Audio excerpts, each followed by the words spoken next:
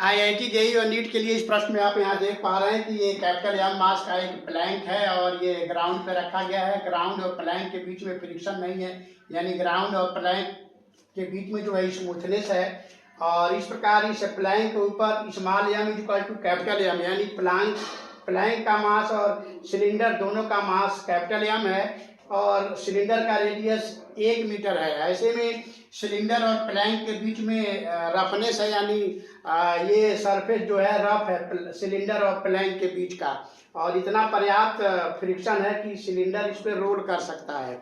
अब यहाँ पर प्लैंक को हम 2 mg के बराबर, जहाँ m प्लैंक का कैपिटल M मास है, 2 mg के बराबर जब फोर्स दे रहे हैं तो सिलेंडर जो है प्लैंक के ऊपर रोल करना शुरू कर दे रहा है और पीछे इस तरह से जाना शुरू कर दे रहा है। ऐसे में यहाँ पर प्रश्न ये बनता है कि प्लैंक का एक्सेलरेशन क्या है वो बताना है और सिलेंडर का बैक डायरेक्शन में एक्सेलरेशन क्या है वो बताना है और सिलेंडर का एंगुलर एक्सेलरेशन यानी अल्फा की वैल्यू क्या है ये बताना है। तो जैसे ही हम प्लैंक को फोर्स F से जब आगे की तरफ ले जाएंगे तो उसमें एक्सेलरेशन क्रिएट होगा प्लैंक में, और उस एक्सेलरेशन को हम यहाँ पर A1 माने हुए हैं और इस एक्सेलरेशन के कारण इस सिलेंडर पर बैक डायरेक्शन में स्यूडो फोर्स लगेगा MA1 स्मॉल m है। यहाँ पर हम सिलेंडर का मास अभी माने हैं, बाद में कैपिटल M उसका रख लेंगे उसको हम। तो फिर जैसे ही हम प्लैंक को आगे खींचेंगे इस फोर्स से तो सिलेंडर इस प्लैंक पर रोल करना शुरू कर देगा। हम सिलेंडर पर फ्रिक्शन बैक डायरेक्शन में और फॉरवर्ड डायरेक्शन में किसी भी डायरेक्शन में मान सकते हैं, लेकिन सुविधा के लिए हमने आगे मान रखा है। तो जैसे ही सिलेंडर पर फ्रिक्शन लगेगा ये रोल करना शुरू कर देगा, इस तरह से एंटी क्लॉकवाइज डायरेक्शन में ये घूमने लगेगा, जिसका एंगुलर एक्सेलरेशन यहाँ पर अल्फा दिखाया गया है। तो हम यहाँ पर इक्वेशन बनाते हैं। तो सबसे पहले प्लैंक के लिए इक्वेशन बनाएंगे। जब सिलेंडर पर आगे की तरफ फ्रिक्शन फोर्स लग रहा है तो प्लैंक के ऊपर पीछे की तरफ फ्रिक्शनल फोर्स लगेगा। हमने यहाँ सिलेंडर पर आगे माना है तो उसका इक्वल एंड अपोजिट प्लैंक के ऊपर जो है फ्रिक्शन या पीछे की तरफ लगेगा। इस प्रकार हम प्लैंक का FBD बनाएंगे। तो FBD बना दिए हैं। तो प्लैंक का जब हम इक्वेशन लिखेंगे फोर्स का, तो यहाँ पर हम आगे की तरफ फोर्स लगा रहे हैं कैपिटल F और पीछे की तरफ फ्रिक्शनल फोर्स लग रहा है स्मॉल f, और ये हो जाएगा कैपिटल M इंटू A1। यहाँ प्लैंक का एक्सेलरेशन हमने A1 मान रखा है। एक इक्वेशन हमारे पास ये हो गया। अब हम सिलेंडर का इक्वेशन बनाएंगे। तो सिलेंडर को हमने मान रखा है कि प्लैंक के रेस्पेक्ट में A2 एक्सेलरेशन से पीछे जा रहा है। सिलेंडर पर प्लैंक आगे जा रहा है एक्सेलरेशन A1 से, इसलिए सिलेंडर पर सेंटर पर इसके स्यूडो फोर्स A1 लग रहा है, लेकिन ये साथ में सिलेंडर जो है प्लैंक पे रोल करते हुए पीछे जा रहा है। तो प्लैंक के रिस्पेक्ट में सिलेंडर का एक्सेलरेशन पीछे की तरफ A2 हमने मान रखा है। तो इस प्रकार जब हम सिलेंडर का इक्वेशन बनाएंगे तो ये हो जाएगा MA1 माइनस सिलेंडर पर आगे की तरफ लगने वाला frictional force into equal two cylinder का मास इंटू इसका बैक डायरेक्शन में एक्सेलरेशन A2, जो कि ये प्लैंक के रिस्पेक्ट में है। ये इक्वेशन 2 हो गया। अब चूंकि सिलेंडर एंगुलर एक्सेलरेशन अल्फा से इस पर एंटी क्लॉकवाइज डायरेक्शन में रोल करते हुए पीछे जा रहा है, इसलिए हम यहाँ पर रोलिंग का कंडीशन लगाएंगे। तो रोलिंग का कंडीशन हम यहाँ पर लगा सकते हैं। फ्रिक्शन जो है टॉर्क प्रोवाइड करेगा इस तरह से। तो फ्रिक्शन टॉर्क प्रोवाइड करेगा तो F कैपिटल R सेंटर और फ्रिक्शन के ये ग्राउंड ये संपर्क जो है प्लैंक से इससे और सेंटर के बीच में दूरी R है, इसलिए फ्रिक्शन जो है इस पर टॉर्क लगाएगा और टॉर्क की वैल्यू जो है इस तरह से टॉर्क लगाएगा। टॉर्क का डायरेक्शन अपवर्ड डायरेक्शन में होगा और ये हो जाएगा सिलेंडर का सेंटर ऑफ मास के about moment of inertia into alpha. यहाँ से हम सिलेंडर का मोमेंट ऑफ इनर्शिया लिखेंगे mr² बाई 2 इंटू अल्फा को हम यहाँ पर लिख सकते हैं A2 बाई R, क्योंकि रोलिंग के केस में सिलेंडर के लिए A2 इक्वल टू हो जाएगा R अल्फा। तो यहाँ से अल्फा की वैल्यू A2/R रखेंगे। इस प्रकार इसको जब हम सॉल्व करेंगे तो फ्रिक्शन की वैल्यू आ जाएगा, फ्रिक्शन की वैल्यू यहाँ पर आर से आर कट जाएगा, तो ये हो जाएगा m/2/2। तो इतना हमारे पास फ्रिक्शन की वैल्यू आ गया। ये हमारे पास इक्वेशन हो गया 3। अब हम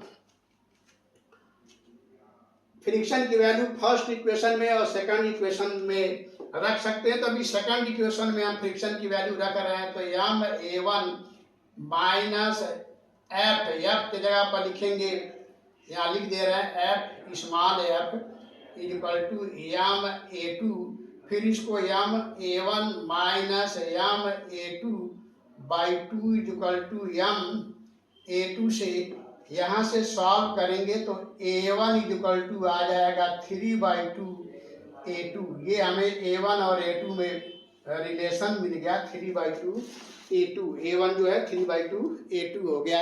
अब इस a1 की वैल्यू हम इस इक्वेशन में रखते हैं, एक नंबर इक्वेशन में, तो यहाँ पर हो जाएगा capital F minus small F. Small F को हम लोगों ने ma2 बना रखा है, इक्वल टू हो जाएगा कैपिटल M, और a1 की जगह पर हम 3/2 a2 रखेंगे। यहाँ से हम सॉल्व करेंगे तो हमको a1 का रिलेशन मिलेगा, a1 इक्वल टू मिलेगा 2 capital F upon 3 capital M plus small m।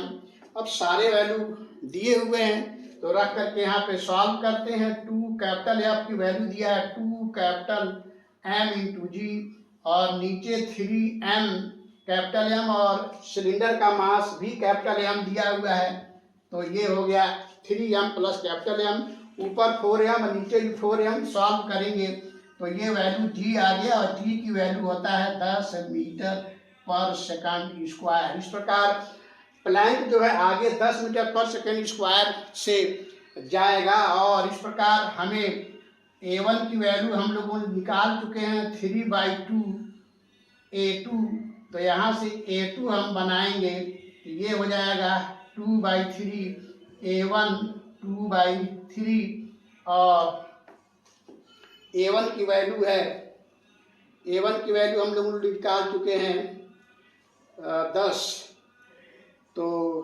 ये हो जाएगा यहाँ पर a2,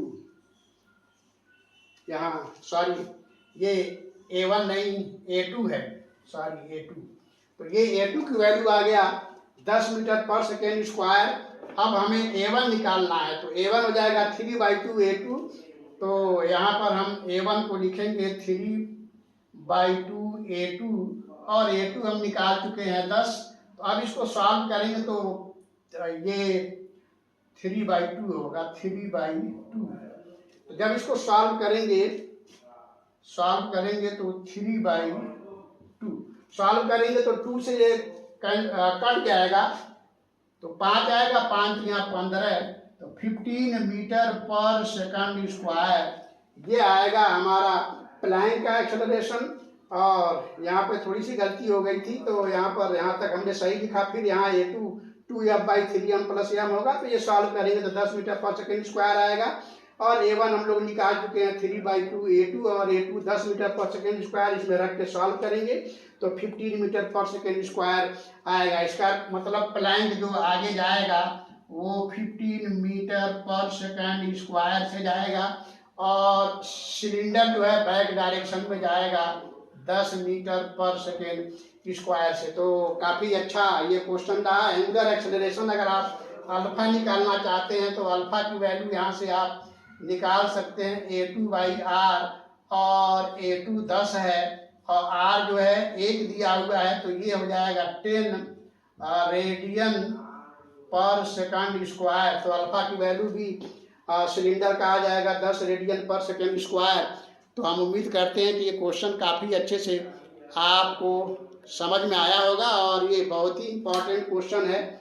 ये क्वेश्चन IIT JEE और नीट के एग्जाम में आ भी सकता है, नहीं भी आ सकता है, लेकिन इससे क्वेश्चन कैसे सॉल्व करने हैं कैसे कंसेप्ट अप्लाई करने हैं, इससे काफ़ी हेल्प मिलता है मुझे। स्पेशली मैं इस क्वेश्चन को बच्चों को डिस्कस करता हूँ और बताता हूँ कि देखो इस क्वेश्चन को अच्छे से सॉल्व करो, इससे और समझने की कोशिश करो, इससे दूसरे क्वेश्चंस को सॉल्व करने में काफ़ी आसानी होगी और काफ़ी मज़ा आएगा फिजिक्स को समझने में, क्योंकि ये रोटेशन और न्यूटन्स लॉ ऑफ मोशन का एप्लीकेशन है। और रोटेशनल मैकेनिक्स वैसे भी फिजिक्स में काफ़ी टफ माना जाता है, तो हम उम्मीद करते हैं कि काफ़ी अच्छे से आपने इसको समझा होगा और इसका काफ़ी अच्छा इस्तेमाल कंसेप्ट का करेंगे आगे के क्वेश्चंस में सॉल्व करने के लिए। तो फिर मिलते हैं नेक्स्ट वीडियो में किसी और अच्छे क्वेश्चन के साथ, तब तक के लिए